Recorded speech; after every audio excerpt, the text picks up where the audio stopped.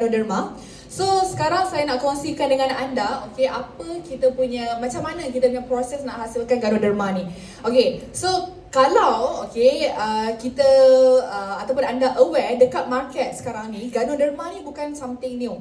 Okey, dah ada banyak sangat dah brand dekat pasaran luar yang memang dah ada Ganoderma ni sejak bertahun-tahun lama dah. Okey. Tapi apa yang membuatkan kita special berbanding dengan brand lain adalah kita sebenarnya disclose ataupun kita sharekan setiap langkah pembuatan Ganoderma. Sebab kita nak make sure kualiti yang anda dapat adalah kualiti yang terbaik. So that's why untuk setiap langkah ataupun proses pembuatan kita sharekan segala info. Supaya pengguna pun tahu sebenarnya kualiti yang anda dapat tu adalah memang sangat premium. So sekarang ni kita nak terbang ke China. Kita nak tengok pembuatan Ganoderma ni. Ada 4 peringkat semua sekali. Supaya kita semua boleh rasa macam mana dia punya proses nak buat dia.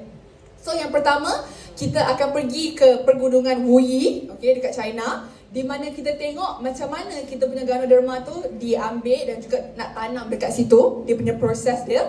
Kemudian macam mana kita pelihara dia, dan juga kita punya ladang kita, disahkan Nutri-Cert Gold Certificate. Dan kita nak tengok macam mana spora tu kita kita tuai dia bila dah matang. Dan juga last kali kita nak tengok dia punya manfaat dia, harness dengan kita punya teknologi kita.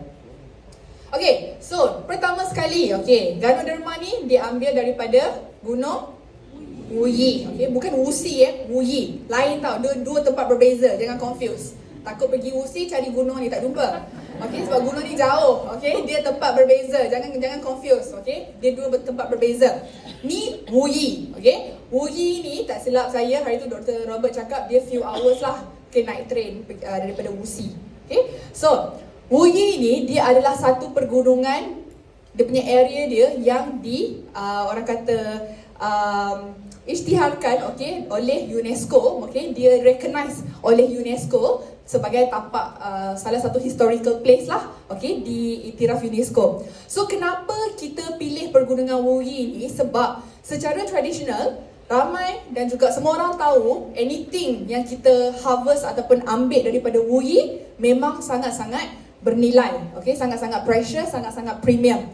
So dekat Wuyi tu juga, dia ada spesifik orang kata ciri-ciri yang membuatkan dia sangat ideal untuk pertumbuhan Ganoderma. Contohnya salah satu dia punya iklim, dia punya cuaca dia.